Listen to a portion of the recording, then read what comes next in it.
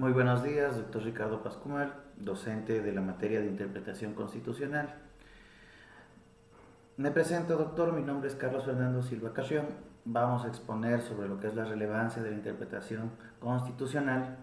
dentro de la Corte Constitucional del Ecuador, sobre lo que es la estabilidad laboral reforzada en las personas con enfermedades catastróficas o graves, aplicando al marco el caso real del señor Juan Pérez, funcionario público que padecía de leucemia y fue desvinculado por una supuesta ineficiencia laboral. Para empezar con la temática del problema y el caso práctico a abordarse, habrá una breve introducción en la cual haremos conocer que el señor Juan Pérez como tal era un funcionario en aquel entonces del municipio o legal municipal de San Miguel, al cual le diagnosticaron una leucemia, y al ser diagnosticado con dicha enfermedad fue a su vez separado de la institución, pese a que el señor Juan Pérez a su momento o al momento de suscitarse este despido había presentado los certificados médicos en los cuales justificaba y pedía ajustes razonables a su carga laboral bajo las circunstancias que padecía. Teniendo en cuenta todo esto y a considerar que es muy importante recalcar cómo se afectan los derechos fundamentales al momento de una pseudo discriminación encubierta que vendríamos a tener aquí, ya que por una pseudo ineficiencia el ente administrativo resuelve separarlo de la institución, pese a tener conocimiento de la condición médica del señor Juan Pérez. En el presente trabajo vamos a investigar los 4 pilares fundamentales en los que se sustenta el mismo, de los cuales hablamos en el siguiente orden. Hablamos de la estabilidad laboral reforzada, la obligación de unos ajustes razonables para el empleado que padezca de dichas enfermedades catastróficas, la prohibición al ente rector, a la institución, de discriminar a través de un despido que se sustente por una circunstancia médica o de salud. Además de la motivación reforzada que se debe establecer a través de las decisiones judiciales y administrativas, que le explicaré en su momento con ejemplos concretos. Bueno, a continuación, respecto a la sentencia y los métodos de interpretación que se aplicaron en la misma, que tiene correlación con la sentencia número 1095-20-EP de la Constitución de la República del Ecuador, esta resuelve las siguientes interrogantes: ¿cómo proteger una enfermedad catastrófica? Y cómo proteger los derechos de un servidor público que enfrenta a la misma. Para considerar esto, en base de lo que establece la resolución 1095-20-EP del 22, esta nos da las siguientes consideraciones y métodos empleados para la Corte para mejor resolver. Empezando por el método textualista, el cual consiste en la aplicación directa de lo que establecen los artículos constitucionales. Es decir, que haya una aplicación literal de la norma constitucionalista que protege el trabajo, la salud, la estabilidad laboral reforzada como tal, y así. En lo que es el sistema sistemático, cabe la redundancia, es todo el articulado entre la Constitución, la LOCEBO, Ley de Servicio Público, Ley Orgánica de Servicio Público, y los tratados internacionales, así como los precedentes a nivel internacional y constitucional que se han venido dando a relación de este proceso. Así como también el método finalista y evolutivo, que tiene a su vez la finalidad de precautelar y proteger a las personas vulnerables, y el cual se encarga de adaptar los métodos constitucionales a textos modernos y que se puedan implementar a la realidad de la sociedad como tal. También tenemos el método que es del test de proporcionalidad, en el cual hacemos una respectiva ponderación de los derechos entre el derecho a la salud y al trabajo, para así mejor resolver cuál es de mayor prioridad, aunque sean de la misma jerarquía. Respecto a la creación de un precedente vinculante, como bien lo hace mención esta sentencia en este caso y en esta aplicación práctica del caso del señor Juan Pérez, tenemos que entender que esta sentencia como tal viene siendo un precedente vinculante, es decir,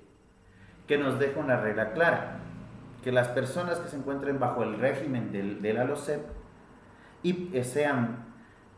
quienes padezcan una enfermedad catastrófica o grave, no podrán ser despedidas por las causales genéricas o estándar de la misma sin una previa valoración médica, la cual establezca las circunstancias en las que se puede presentar este despido como tal. Y así deja como tal un precedente obligatorio para que jueces y autoridades de instancias menores puedan resolver. En este caso, al momento de hablar de la parte práctica, la aplicación de la práctica del caso del señor Juan Pérez, tenemos una similitud entre la sentencia, la 1095-20 EP 22. Tenemos una similitud entre estos dos casos. Los dos se basan en un despido que supuestamente lo sustenta la parte administrativa por hacerlo por una pseudo ineficacia laboral. Aquí esta situación viene a ser el sustento administrativo de despedirlo por una pseudo ineficiencia. Pero tenemos que considerar que por esta figura que toma el ente administrativo para poder realizar este despido de esta persona que padece una enfermedad grave, se le vulnera los derechos a la igualdad, a su salud, al trabajo y el debido proceso en el cual él demuestra el padecimiento clínico que conlleva en base a esta leucemia. Ahora, para manejarlo de una forma clara y como estrategia práctica de litigio, para poderlo sustentar, entraríamos procediendo como una acción de protección, buscando dos cosas fundamentales: la restitución del puesto para el señor Juan Pérez en su plaza laboral, la reparación integral y el saneamiento del daño y el derecho vulnerado, además de poder proceder, en caso de agotar la instancia de la acción ordinaria, una acción extraordinaria de protección y continuar así con el sustento de este proceso en el cual se ha desdeñado algunos derechos fundamentales por este pseudo despido en el cual el cliente incurre en una pseudo ineficiencia laboral. Teniendo en cuenta lo siguiente, para tener de forma clara unas pequeñas conclusiones y una breve reflexión. ¿Qué aporta la interpretación constitucional? Pues la Constitución y la interpretación como tal vienen a ser una herramienta fundamental, la cual llega a desdeñar desde lo más esencial del derecho para poder buscar la forma de activar mecanismos en los cuales se pueda dar una protección sustancial, en la cual el Estado se vea obligado a respetar derechos, compromisos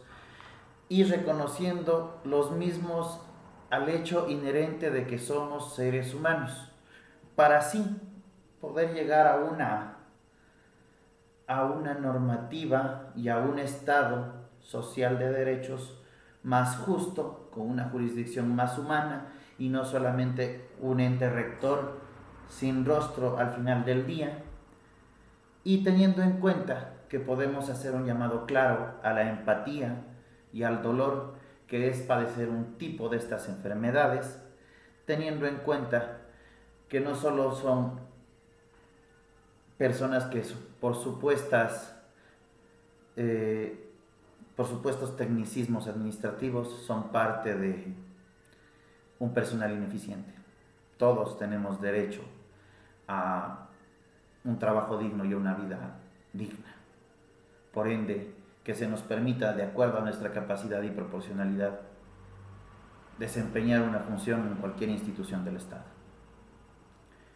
Sin más, doctor, quedo atento a su calificación y recordando una vez más un llamado a la empatía. No sabemos cuándo, cómo, dónde, cómo puede ser la vida más adelante, pero lo que sí se entiende muy claro es que este tipo de circunstancias nos invitan a reflexionar y a luchar no solo por una normativa que sea legal, sino buscamos una normativa que sea justa. Como solían decir en la universidad cuando se estudiaba la licenciatura, cuando se te termine el derecho, lucha por la justicia. No nos queda más que pensar en que se puede hacerlo mejor y seguir adelante en nuestra formación académica. Muchísimas gracias, doctor. Tenga una excelente tarde, día o noche. Espero que haya sido de su agrado esta pequeña disertación del trabajo final. Un excelente día. Muchísimas gracias. Hasta luego.